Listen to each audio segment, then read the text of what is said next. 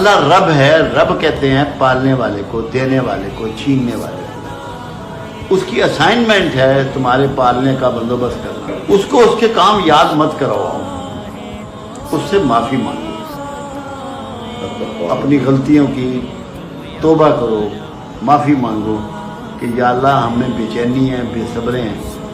سارے اختیارات اس کے ہیں، جس کو چاہتا ہوں امیر کروں، جس کو چاہتا ہوں کھلا دوں، جسے چاہوں ناپ تول کے دوں، جسے چاہوں گن کے دوں، جسے چاہوں نہ دوں، جسے چاہوں صحت دوں، جسے چاہوں عزت دوں، جسے چاہوں ذلت دوں، جسے چاہوں حکمرانی دوں، جسے چاہوں معذول کروں۔ یہ سارے اختیارات اس کے ہیں۔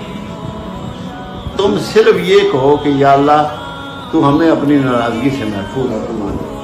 جب اللہ تم پہ راضی ہوگا تو سکونت تم پہ طاری ہو جائے گی، تمہارے دلوں کو اطمینان ہو جائے گا اور تمہاری زندگی میں آسانیاں آ جائیں گی۔